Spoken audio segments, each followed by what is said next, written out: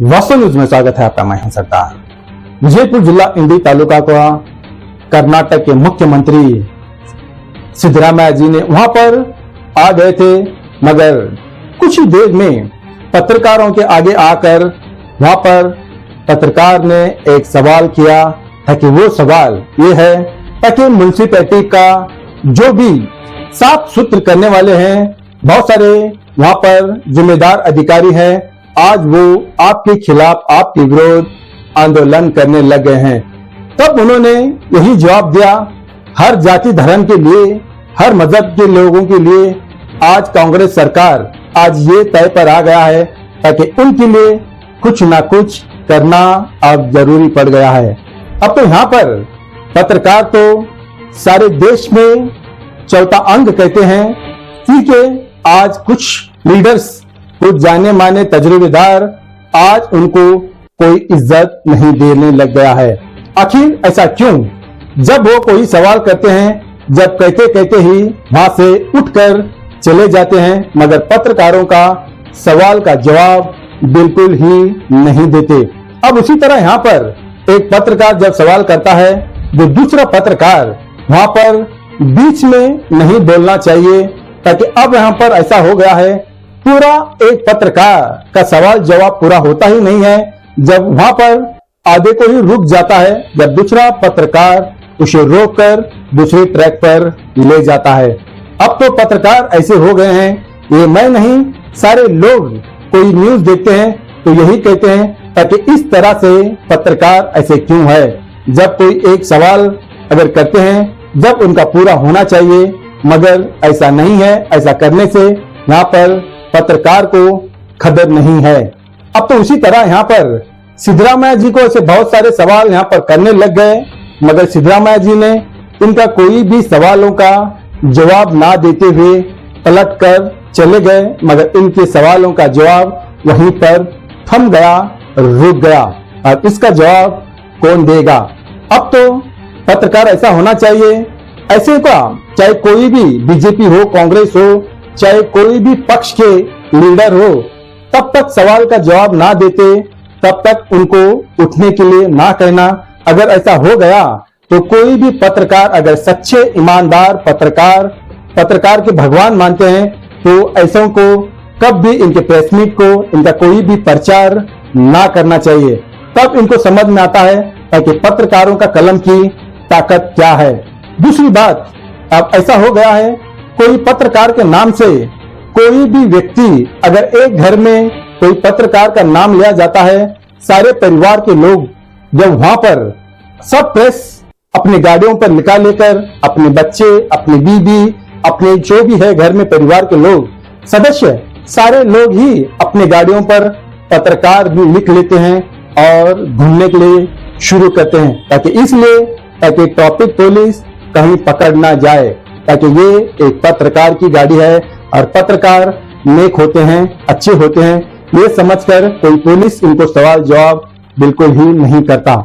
ऐसे विजयपुर शहर में ना जाने कहीं हजारों लोग हैं जो गाड़ियों पर प्रेस लिख लेते हैं और घूमते रहते हैं, तो पत्रकारों को ही मालूम नहीं है ताकि वो कौन से पत्रकार का रिपोर्टर है या संपादक है, कोई न्यूज चैनल का रिपोर्टर है, बिल्कुल ही एक दूसरे के पत्रकार को ही पता नहीं होता।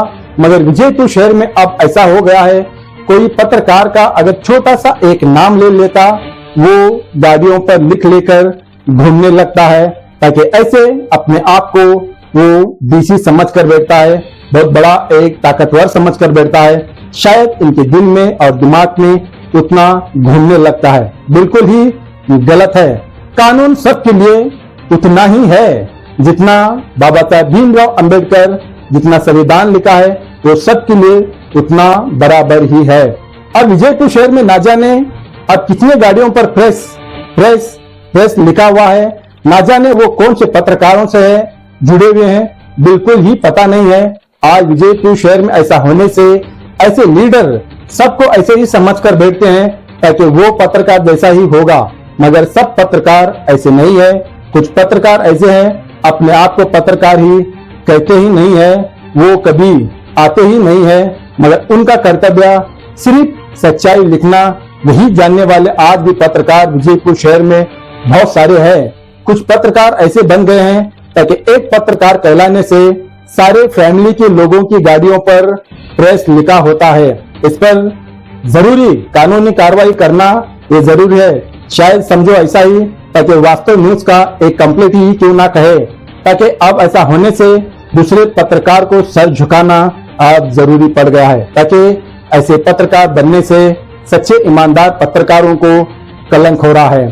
ताकि उसी तरह यहाँ पर सवाल जवाब का तो हम फिर से वहीं ले चलते हैं आपको।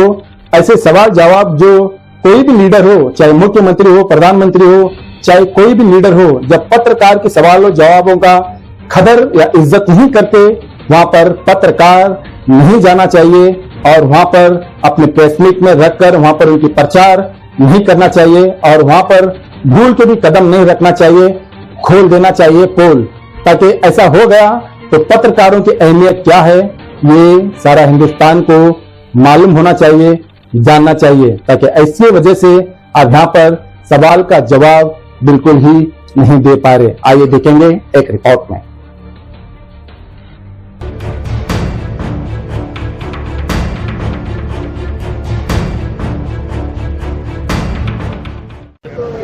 ನಾಳೆ ಏನು ಬ್ಯಾಕ್ವರ್ಡ್ ಕಮಿಷನ್ ರಾಷ್ಟ್ರ ಮಟ್ಟದಿಂದ ಏನು ಎಐಸಿಸಿ ಬ್ಯಾಕ್ವರ್ಡ್ ಕಮಿಷನ್ ಮೀಟಿಂಗ್ ಇದೆ, ಅದ್ರಾಗ ಏನು ವಾಟ್ ಇಸ್ ದ ಅಜೆಂಡಾ, ಏನು ಡಿಸ್ಕಷನ್? ನಾಳೆ ಬ್ಯಾಕ್ವರ್ಡ್ ಕಮಿಷನ್ ಒಂದು ಕಮಿಟಿ ಇದೆ ಅಲ್ಲ, ನಾಳೆ OBC ಕೌನ್ಸಿಲ್ ಮೀಟಿಂಗ್ ಇದೆ. ಅದಕ್ಕೆ ಅಧ್ಯಕ್ಷರು ಜೈ ಹಿಂದ್ ಅಂತ ಅಧ್ಯಕ್ಷರಾಗಿದ್ದಾರೆ. ನಾನು ಒಬ್ಬ ಮೆಂಬರ್ ಅದಕ್ಕೆ. ಅವರೆಲ್ಲರೂ ಕೂಡ ಡೆಲ್ಲಿನಲ್ಲಿ ಬಂದು ನನಗೆ ಭೇಟಿ ಮಾಡಿ ಬೆಂಗಳೂರಿನಲ್ಲಿ ಮೀಟಿಂಗ್ ಮಾಡ್ತೀವಿ, ನೀವು ಹೋಸ್ಟ್ ಮಾಡಬೇಕು ಅಂತ ಹೇಳಿದ್ರು. ಹಾಗಾಗಿ ನಾನು ಹೋಸ್ಟ್ ಮಾಡ್ತಾ ಇದ್ದೀನಿ, ನಡೀತಾ ಇದೆ. ಹಿಂದುಳಿದವರು, ಅಲ್ಪಸಂಖ್ಯಾತರು ಮತ್ತು ದಲಿತರು ಇವ್ರ ಸಂಘಟನೆ ಹೇಗೆ ಮಾಡಬೇಕು, ಹೇಗೆ ಇವ್ರನ್ನ ಪಕ್ಷದ ಪರವಾಗಿ ಒಲವನ್ನು ಗಳಿಸ್ಕೋಬೇಕು ಅಂತಕ್ಕಂಥದ್ರ ಬಗ್ಗೆ ಚರ್ಚೆ ನಡೀತದೆ. ಇಡೀ ದೇಶದಲ್ಲಿ, ನಾಟ್ ಓನ್ಲಿ ಇನ್ ಕರ್ನಾಟಕದಲ್ಲಿ ಇಂದ ನಾವು ಭಾಳ ಹಿಂದೆನೇ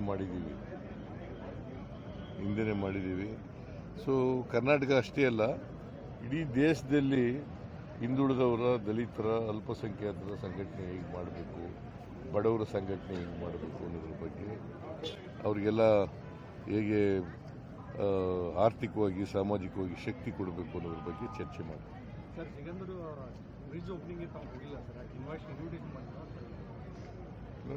ಅವರು ನನ್ನನ್ನು ಇನ್ವೈಟೇ ಮಾಡಲಿಲ್ಲ.